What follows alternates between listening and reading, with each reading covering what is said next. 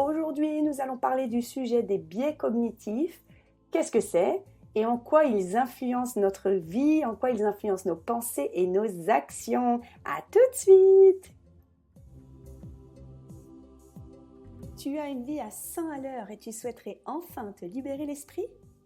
Tu souhaiterais faire de la place chez toi et de la place en toi? Tu es au bon endroit. Dans ce podcast, nous allons cheminer ensemble pour désencombrer nos vies. Je vais t'aider à diminuer ta charge mentale et à être aligné avec tes valeurs. Je partagerai également mes conseils pour réduire tes possessions, gérer tes finances, organiser ton temps et tes relations. Ensemble, incarnons l'idée que cette course folle au toujours plus ne peut plus durer. Incarnons l'idée que moins, c'est mieux. Désencombrer sa vie, c'est reprendre le contrôle et se libérer du temps pour des projets passionnants ou inavouables. Alors, durant ces quelques minutes en ta compagnie, je n'ai pas d'autre ambition que de partager mon expérience de coach en rangement et en organisation. Je suis Home Organizer, on m'appelle Tata Nadia et je te souhaite la bienvenue dans mon podcast.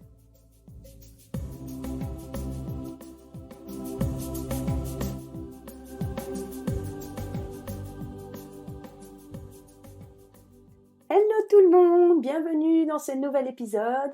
Je suis très contente de parler d'un sujet que j'adore, qui sont les biais cognitifs. Alors je ne sais pas si tu connais ce sujet ou alors si ça t'attire, donc je vais donner des définitions si tu ne connais pas encore, si tu ne sais pas de quoi on parle. Alors déjà, on parle beaucoup de cognitif ou de la cognition. Qu'est-ce que c'est? C'est une histoire de cerveau.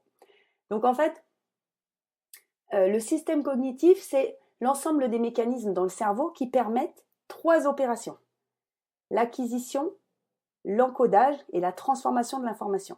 C'est-à-dire que, en fait, il y a une information qui rentre, ok, et il y a une information qui ressort en fonction de ce qu'on vit dans notre vie. Et parfois, il y a des biais de cognition, c'est-à-dire qu'il y a une information qui rentre et elle n'est pas très bien traitée. En tout cas, il y a une petite couille dans le potage. Et quand elle ressort, la réponse, elle n'est pas toujours adaptée. Donc, c'est de ça dont on va parler, du biais cognitif, ok? Alors, déjà, première chose à savoir, très importante, c'est que des biais cognitifs, il y en a plein. Ils sont organisés en sous-catégories, mais je me suis dit que j'allais faire quand même quelque chose de simple.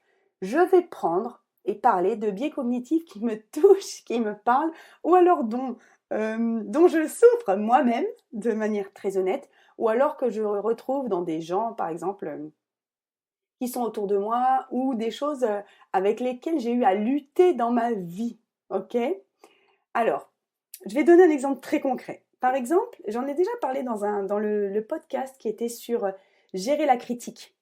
J'expliquais qu'avant, j'ai été comédienne et je devais gérer les critiques des spectateurs quand ils avaient vu mon spectacle. Et là, je faisais preuve du biais, alors je vais prendre mes petites notes, je faisais preuve du biais de négativité. Alors, le biais de négativité, qu'est-ce que c'est? C'est donner plus de poids et se souvenir davantage des expériences négatives.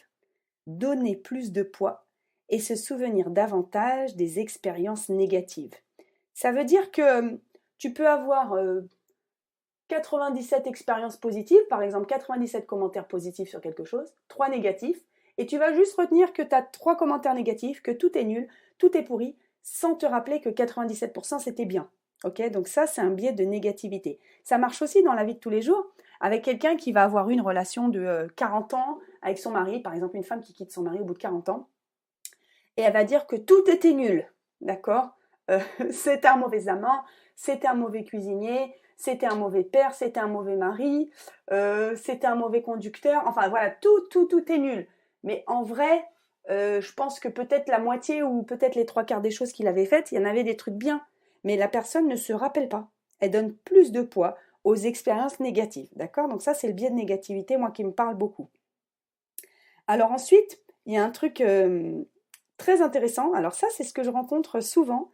Alors, j'aimais pas de jugement, donc mettez pas de commentaires.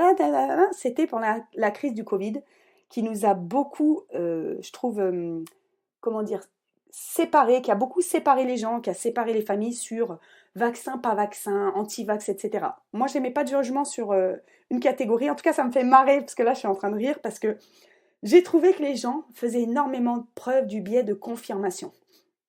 C'est-à-dire que le biais de confirmation, c'est que tu vas chercher des informations, ou alors tu ne conserves que les informations qui confirment ce que tu connais déjà et qui confirment déjà ton avis. Ok, c'est-à-dire, moi je dis que le vaccin c'est tout pourri, et ben je ne vais écouter que des gens qui disent que le vaccin est tout pourri. Je vais dire, bah tu vois bien, tout le monde le dit.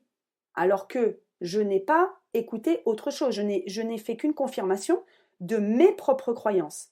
Et j'ai pas pris en compte celles qui le contredisent. Donc, à l'inverse, c'est pareil. Les gens qui étaient pro-vaccin, ils n'allaient suivre que les gens qui étaient pour, ils n'allaient écouter que les informations qui étaient sur les vaccins sont bien, sur par exemple les grandes firmes pharmaceutiques, etc. Et dire, bah si, c'est bien, un tel l'a dit, le grand professeur machin. Moi j'aime bien parce que tous les gens, ils avaient des avis sur, tu as vu un tel qui est passé sur BFM, c'est un grand professeur. Mais déjà, il faut savoir que les grands professeurs, il y en a qui disent des conneries, d'accord? Et c'est pas parce que c'est un grand professeur, ça c'est un autre biais, ça d'ailleurs. Ça c'est un autre biais, qui est de croire que quand la personne est un grand professeur, il ne dit pas de conneries. Il faudrait que je retrouve le nom de ce biais-là. Mais voilà. Donc, ça c'est le biais de confirmation. C'est-à-dire que quand on est dans un camp ou quand on est dans un autre, ça vaut aussi pour les pensées politiques, on ne va accorder de poids et ne prendre en considération que les gens qui ont les mêmes pensées que nous, en tout cas qui confortent nos croyances. Ok, le biais de confirmation. Celui-là, il me fait marrer. Alors, il y a un autre qui me fait marrer. C'est un, un biais que je retrouve chez le mari d'une amie. Et je trouve ça génial. C'est le biais d'autocomplaisance. Alors, le biais d'autocomplaisance, alors, je ne sais pas si j'ose dire que je le trouve plus chez les hommes que chez les femmes. Bon, allez, je l'ai balancé. C'est s'attribuer le mérite de ses réussites. Ok, donc, oh, j'ai super bien, regarde le plat que j'ai fait, t'as vu comment il est bon, c'est moi qui l'ai fait, il est trop beau. Par contre, attribuer les échecs à des facteurs extérieurs. C'est-à-dire que si j'ai foiré mon gâteau, bah c'est pas de ma faute, c'est à cause du four. Ah, bah le four, il est tout pourri.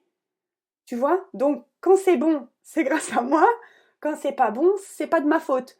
Et ça vaut pas que sur la cuisine. Ça vaut par exemple au boulot. Les gens qui vont réussir une présentation, un dossier, un projet, ils vont être super contents. Ça va être que grâce à eux d'ailleurs.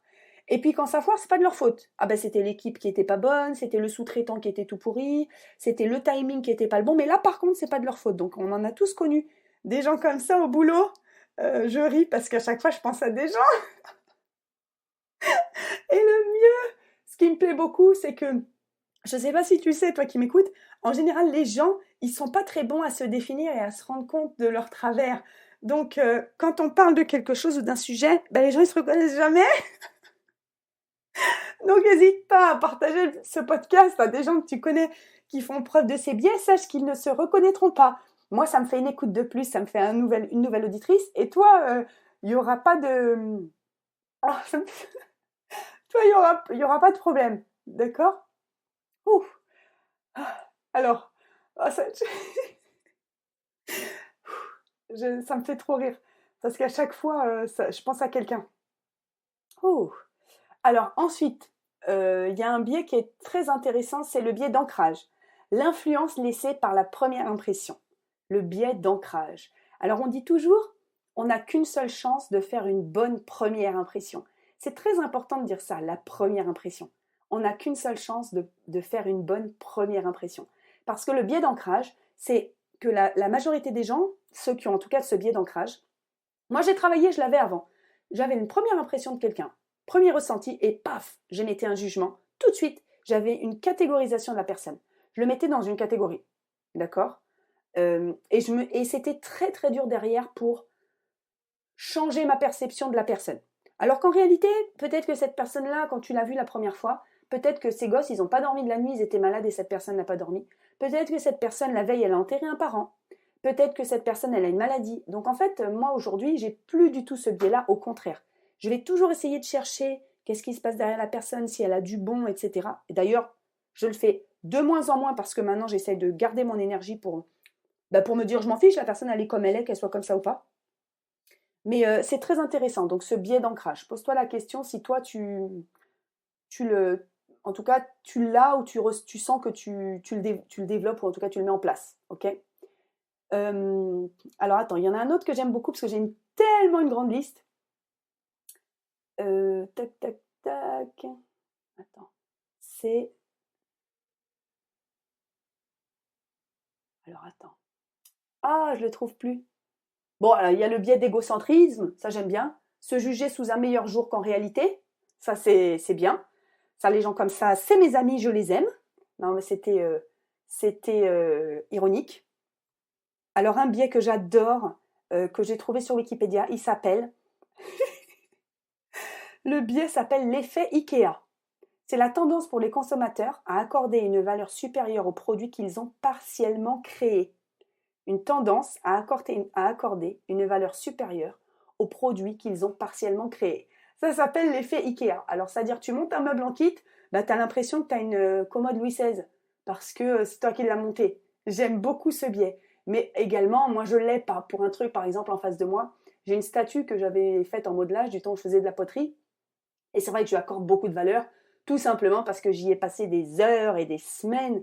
Donc, bon, on va dire que j'ai un peu l'effet Ikea en biais cognitif. Il y a un biais qui est intéressant, qui, euh, qui reprend un peu mon podcast que j'avais fait sur la loi de l'attraction. C'est celui qui s'appelle le biais d'intentionnalité. Moi, celui-là, je l'adore parce que bah, je l'applique clairement, ce biais d'intentionnalité, mais je l'applique sciemment, en conscience. En fait, il consiste à percevoir l'action d'une volonté ou d'une décision derrière ce qui est fortuit ou accidentel. Il y a une volonté ou une décision derrière ce qui est fortuit ou accidentel. C'est-à-dire que ce qui peut être mis sur le compte du hasard ou ce qui peut être mis sur le compte de l'accident, eh ben on y trouve une volonté ou une décision. Ben moi j'aime bien me dire ça. Par exemple, les exemples concrets, c'est que si je vais avoir mal quelque part dans mon corps, je vais me dire, bah tiens, il y a la volonté de mon corps de me dire quelque chose. Si j'ai mal au dos, bah, est-ce que j'en ai pas plein le dos? Si je me suis tordu la cheville, est-ce que ça ne veut pas dire que je dois ralentir? Donc une volonté de mon corps de s'exprimer. Ou alors, est-ce qu'il n'y a pas une décision derrière quelque chose de fortuit ou d'accidentel? Par exemple, des fois, je vais me demander s'il n'y a pas une décision au-dessus de moi, que ce soit sans théorie du complot ni rien, hein, mais toujours me poser une question s'il y a une explication, en fait, derrière ce qui pourrait être fortuit. Avant, je me disais toujours qu'il y avait du hasard dans toutes les choses. Par exemple, je pense à quelqu'un que je n'ai pas vu depuis 2 ans, pof, la personne m'appelle. Oui, je me disais, c'est un hasard, ok. Mais au bout d'un moment, j'ai eu des exemples dans ma vie de hasard qui font très bien les choses. On dit le hasard fait bien les choses. Ben justement, est-ce que c'est le hasard ou est-ce que le biais d'intentionnalité ne dirait pas que bah, c'est pas du hasard? Uh-huh. Un autre biais très intéressant dont moi j'ai beaucoup souffert, c'est le biais d'engagement. Le biais d'engagement, c'est la tendance à poursuivre une action engagée malgré la confrontation à des résultats de plus en plus négatifs. Ça, en fait, c'est quand on se met des œillères quand on s'est engagé dans quelque chose. Là, il y a des scientifiques hein, qui ont eu le malheur de tomber là-dedans, c'est-à-dire qu'ils se sont engagés dans des recherches scientifiques. Ça marchait pas, parce que la recherche scientifique, quand on fait de la recherche, 90% des fois, ça ne marche pas. C'est-à-dire que le résultat est négatif, mais ça, c'est quand même de la recherche. Même si quelque chose ne fonctionne pas, ça fait avancer la recherche. Et il y a eu des scientifiques qui avaient ce biais, qui étaient tellement dans le biais d'engagement qu'ils ont même falsifié des résultats à la fin, parce qu'ils se sont tellement mis à continuer dans des résultats négatifs, à continuer dans des choses qui ne marchaient pas, qu'au bout d'un moment, ils n'arrivaient pas à le concevoir parce qu'ils avaient passé trop de temps, etc. C'était trop douloureux pour eux, et ils ont falsifié des résultats scientifiques. Ça arrive très régulièrement. Et moi, à mon propre niveau hors scientifique, par exemple, je sais que j'ai eu tendance dans ma vie, de nombreuses fois, quand je m'étais engagée dans quelque chose, par exemple, m'engager dans un sport, m'engager dans une action associative, à aller plus loin que mes limites, simplement parce que je m'étais engagée moralement. Mais en fait, il n'y a pas de raison. C'est-à-dire, je me suis déjà engagée en sport et aller plus loin que mes limites personnelles physiques. Complètement débile. Au bout d'un moment, il faut se dire, ça marche pas, c'est pas pour moi, j'arrête. Ben non. À partir du moment où je prenais un engagement, je ne pouvais pas revenir en arrière parce que je considérais que c'était malhonnête envers moi, c'était malhonnête envers les autres, j'allais être jugée, on comptait sur moi. Ça, aujourd'hui, j'ai dépassé ça. Je sais dire où sont mes limites. Et encore, je travaille encore sur mes limites personnelles et mes limites physiques. Mais en tout cas, je ne fais plus preuve du biais d'engagement. Déjà, je m'engage moins. C'est déjà pas mal. Pour ne pas subir le biais d'engagement, ben, engage-toi moins. Et puis surtout, je me rends compte, si jamais je me suis engagée dans quelque chose, je me rends compte de mes limites. Donc, je trouve que j'ai bien bossé sur ce biais-là. Je suis très contente. Un autre biais dont je sais que j'ai fait preuve, et je pense que j'en souffre encore aujourd'hui, c'est le sophisme génétique. C'est la tendance à juger le contenu en fonction du contenant. Ou alors, pour que ce soit plus simple, la tendance à juger le message en fonction du messager, le fond suivant la forme. C'est-à-dire que moi, j'ai déjà eu dans ma vie, par exemple, j'ai assisté à une réunion de jeunes entrepreneurs qui cherchaient des fonds pour une start-up.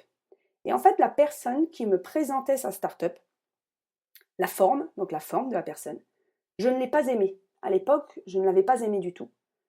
La forme, donc. Et du coup, je n'avais pas écouté le fond.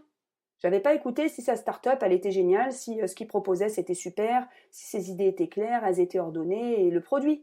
Parce que je me suis attachée uniquement à la forme. Est-ce que j'ai bien fait? Je ne sais pas. Le fait est que la start-up aujourd'hui n'existe plus, comme 99% des start-up. Mais ça, c'est pas le sujet. C'est de me dire, est-ce que c'était OK de me dire, alors je vais dire vraiment le détail, hein, parce que le mec portait des chaussettes de tennis blanches avec un costume. Et je me suis dit, tu ne peux pas être le mec de l'action, tu ne peux pas être le mec de la situation. Si tu dois aller lever des millions d'euros, tu pourras jamais le faire avec un costume, avec des chaussettes de tennis blanches. Donc ça, c'est du jugement. Tiens, tu peux aller écouter mon dernier podcast sur gérer la critique et le jugement. C'est clairement du jugement qui me renvoyait à moi mon sentiment de perfection, en tout cas mon besoin de perfection. Mais est-ce que c'est faux? Aujourd'hui, je me pose quand même la question. Est-ce que c'est faux de me dire que une personne qui n'est pas habillée dans la norme ne pourra pas lever des millions d'euros? Ouais, je pense que c'est faux, parce que y a des gens qui s'attachent pas à ça, et tant mieux. Et il y a des gens qui sont complètement en dehors de la norme, qui ont gagné des millions d'euros, des milliards de dollars en tout cas, et des millions de dollars, qui sont pas dans les normes et qui étaient des gens, par exemple, qui n'avaient pas fait d'études et qui étaient habillés comme des clodos. Donc je sais aujourd'hui que c'est pas vrai, mais ça veut bien dire que moi je souffre et je souffrais de ce biais puisque je m'attachais à la forme plus qu'au fond. Est-ce que c'est quelque chose qui te parle, ça, toi? Est-ce que c'est quelque chose euh, bah, auquel tu accordes de l'importance aujourd'hui? C'est vrai qu'on dit l'habit ne fait pas le moine, mais moi j'ai tendance souvent à aller chercher le moine derrière l'habit parce que j'essaye souvent de creuser qu'est-ce qu'il y a derrière, etc. Je trouve que c'est super intéressant de se poser ces questions-là. On peut parler aussi du biais de représentativité, ça c'est très intéressant. Euh, j'ai vécu ça de nombreuses fois quand moi j'ai beaucoup voyagé dans le monde entier. Le biais de représentativité, c'est considérer un ou certains éléments comme représentatifs d'une population. Je vais te donner l'exemple, moi quand je voyageais à l'étranger, donc souvent, parfois en tout cas j'étais seule, et les gens me faisaient toujours la réflexion, que ce soit en Amérique du Nord, en Asie, où vous voulez, en Océanie, partout, souvent on me disait « Ah, mais tu ressembles pas à une Française » ou alors « Ah, mais on a vu des Françaises, elles étaient pas comme toi », pour plein de raisons, hein. Alors j'ai eu droit en Amérique du Nord, trop fort, j'ai eu droit à... Je croyais que les Françaises, elles se rasaient pas sous les bras. Non mais je vous jure que c'est vrai, j'étais morte de rire. Je leur ai dit « Bah c'est marrant parce que nous on dit ça des Allemandes ». Comme quoi on a tous nos préjugés. Donc biais de représentativité, peut-être qu'une fois dans sa vie, le mec, il a croisé une Française qui avait des poils sous les bras, et il s'est dit que toutes les Françaises, elles avaient des poils sous les bras. À l'inverse, en Asie, je me rappelle qu'on m'avait dit « Ah, mais les Français, ils sont toujours très très mal élevés, et toi, dis donc, t'es bien élevé. » Alors, je l'avais bien pris, mais en même temps, je l'avais pas bien pris pour mes concitoyens, parce que je sais qu'à l'étranger, on est rarement bien vu. Bon, moi aussi, je dois dire qu'une fois, j'étais en Chine, et il y avait un groupe de Français, et je me suis cachée pour pas qu'on croie que j'étais française aussi, parce que c'était vraiment la honte. Mais bon, petite parenthèse fermée. Donc le biais de représentativité, on l'utilise aussi en France. Moi j'ai entendu pas mal de gens qui étaient racistes, hein, ouvertement, et qui vont dire les Sénégalais sont comme ça, les Congolais sont comme ça, les Noirs ils sont comme ça, les Arabes sont comme ça. Donc ça c'est le biais de représentativité. C'est pas parce que tu vis dans un immeuble où il y a des Arabes entre guillemets que tu connais les Arabes, que tu les connais tous. Arabe ne veut rien dire puisqu'il y en a dans le monde entier. Il y a ceux d'Afrique du Nord, il y en a au Moyen-Orient. Les gens ne se ressemblent pas. C'est pas parce qu'on en rencontre un de dire le juif est radin, l'arabe machin et le noir est truc. Bon bah ça c'est clairement un biais de représentativité. Donc pose-toi la question, est-ce que des fois tu fais une surgénéralisation sur un exemplaire d'une personne, tu généralises sur une population complète? On peut parler d'un biais intéressant qui est assez religieux ou spirituel, et j'ai une amie en ce moment qui traverse ça. C'est la dissonance cognitive. La dissonance, c'est le refus des réalités pour ne pas remettre en cause des croyances ou des pratiques solidement ancrées. Ok? Refus des réalités pour ne pas remettre en cause des croyances ou des pratiques solidement ancrées. Moi, j'ai une copine, aujourd'hui, qui remet en cause sa religion. Donc, elle est musulmane. Et donc, elle a toujours suivi sa religion, les préceptes de manière comment dire, moi je dis que c'est de la culture. Pour moi, la religion, c'est de la culture. Donc de manière culturelle, puisqu'elle a baigné là-dedans, elle a grandi là-dedans. Et en fait, aujourd'hui, elle se pose quand même beaucoup de questions. Elle a beaucoup de réflexions très intéressantes sur le fait que la religion sont des préceptes qui ont été sûrement créés par l'homme. Alors là, je vais avoir des pour les gens qui sont religieux, mais en tout cas, les actions menées dans les religions. Moi, je suis ni anti-religion, ni rien, je trouve ça très intéressant. Mais il y a beaucoup d'actions de tous les jours qui doivent être faites, qui sont en fait des actions qui ont été créées clairement, pour plein de raisons. Bon, je pourrais faire un podcast complet. Et le fait de remettre en cause ces croyances-là, ça fait une grosse dissonance en fait dans le cerveau, parce que lorsqu'on est habitué à avoir des habitudes et des choses que l'on croit qui sont ancrées, auxquelles on a passé un accord depuis toujours, et ben les remettre en question, ça fait un gros couac dans le cerveau. Donc moi j'ai eu ça pour des choses, pas pour la religion, j'ai jamais eu de dissonance à propos de ça, parce que moi j'ai jamais suivi de préceptes vraiment religieux. Mais j'ai eu des choses comme ça dans ma vie où j'ai dû remettre en question complètement certaines croyances et certaines habitudes que j'avais. J'en parle d'ailleurs dans mon podcast sur les 4 accords Toltec, si tu veux le réécouter, dans la saison 1. Je ne sais plus lequel épisode, le 4 ou le 5, les 4 accords Toltec. En fait, quand on fait preuve de ce type de dissonance, ça veut dire qu'il faut déconstruire des accords pour en construire de nouveaux. Et c'est ça le plus dur, c'est déjà de se rendre compte à quoi j'ai donné mon accord et qu'est-ce que j'ai construit dans mon cerveau avant de pouvoir le déconstruire. Et ça, c'est un sacré boulot. Pour finir, on va prendre un dernier biais qui est intéressant, que j'ai déjà vu plusieurs fois et que moi-même, je crois que j'en ai souffert, c'est ce qui s'appelle le coût irrécupérable. Le biais qui s'appelle le coût irrécupérable. En fait, c'est considérer les coûts déjà engagés dans une décision. Donc, ou les coûts ou l'énergie. C'est-à-dire que quand on s'engage dans quelque chose, à partir du moment où on y a mis énormément d'argent ou alors où on y a mis énormément d'énergie, on va aller beaucoup trop loin parce qu'on se dit que les coûts sont irrécupérables. Je donne un exemple très concret.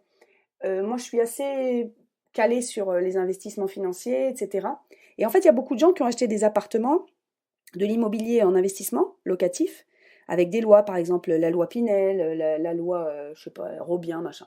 Et en fait, souvent, il s'avère que ces placements-là font perdre de l'argent. Par exemple, le taux de crédit était haut, l'appartement a perdu 30% de sa valeur.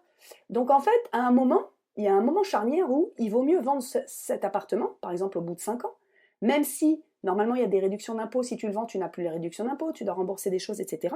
Mais il y a un calcul facile, que moi je trouve facile sur Excel, mais c'est pas si facile.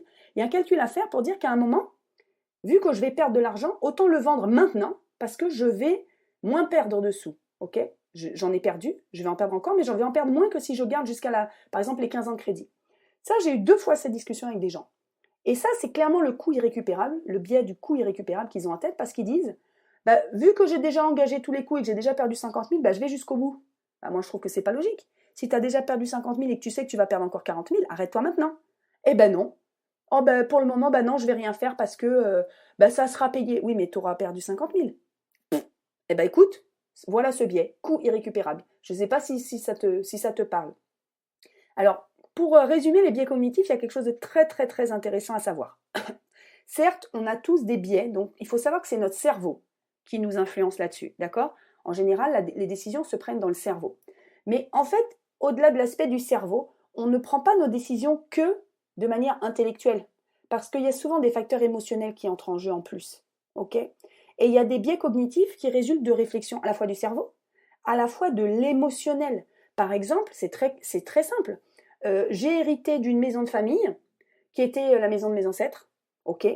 Elle me coûte un bras en tout, en entretien, elle a perdu, j'ai payé de l'impôt sur la succession dessus, je dois payer les taxes foncières, etc. Elle perd de la valeur parce qu'elle se déprécie, etc. Ok, donc logiquement, il faudrait que je m'en sépare. Mais, émotionnel, j'y tiens parce que c'était à ma famille. Donc la décision, je la vends pas, elle ne peut pas être que rationnelle. Ok ? Elle doit être aussi prise avec le cœur, avec les tripes, avec vraiment ce qui résonne en nous. Donc c'est intéressant de se dire dans une décision, mon cerveau, qu'est-ce qu'il me dit ? Qu'est-ce qui est rationnel ? Mes émotions, qu'est-ce qu'elles me disent ? Et de faire un petit mix dans un petit saladier, de faire sa petite salade, sa petite sauce, et de se dire qu'est-ce que je peux en sortir ? Mais ce que je trouve aussi très intéressant, c'est de se connaître. C'est-à-dire que je t'encourage vraiment à aller, par exemple, sur Wikipédia ou sur Internet, à voir tous les biais cognitifs qui existent. Il y en a tellement que je ne peux vraiment pas faire une liste exhaustive. Et ils sont classés par catégorie. Donc les biais liés à la personnalité, les biais de raisonnement, les biais de jugement, les biais mnésiques, les biais attentionnels et les biais sensorimoteurs. Donc en fait, je t'encourage à essayer de voir si un jour tu as une petite demi-heure que ça t'intéresse de te dire qu'est-ce qui existe comme biais cognitif, quels sont ceux dont tu souffres, pour t'en rendre compte et peut-être avoir une analyse plus fine maintenant quand tu devras prendre des décisions. Alors si c'est sûr, si c'est une décision, je vais manger une glace, c'est une décision bidon, tu n'as pas besoin de te poser cette question. Mais quand ce sont des décisions plus importantes, est-ce qu'il ne serait pas intéressant de se dire comment fonctionne mon organisme, comment fonctionne mon cerveau, est-ce qu'il ne me joue pas des tours, et surtout, est-ce que je peux aller au-delà et est-ce que je peux contrer ce biais? Moi, c'est mon cas. Je l'ai fait il y a plusieurs biais qu'aujourd'hui je n'ai plus, et je suis consciente des autres. Ça veut dire que à chaque fois qu'une situation se présente, je vais me poser la question, est-ce que là, je ne fais pas preuve, c'est pas mon biais de négativité qui l'emporte? Est-ce que c'est vrai que ceci, est-ce que c'est vrai que cela? Ok? Donc j'espère que ça t'a plu. Ok, si tu veux développer un biais de suractivité et de surargent, sache que j'ai sorti mon programme de formation pour devenir home organizer. 10 semaines pour augmenter tes revenus et réenchanter ta vie. Donc, tu auras tous les renseignements en dessous du podcast. Et si tu as envie de partager cet épisode et tous les épisodes de podcast, je t'encourage à le faire avec une amie, un ami, quelqu'un qui pourrait être intéressé par ce sujet et par les autres sujets. Je te remercie d'avance. Tu es ma seule publicité et la meilleure. Inscris-toi, abonne-toi, mets-moi 5 étoiles sur Apple Podcast. Je te remercie pour ton intérêt. Et puis, à très bientôt. Ciao, ciao!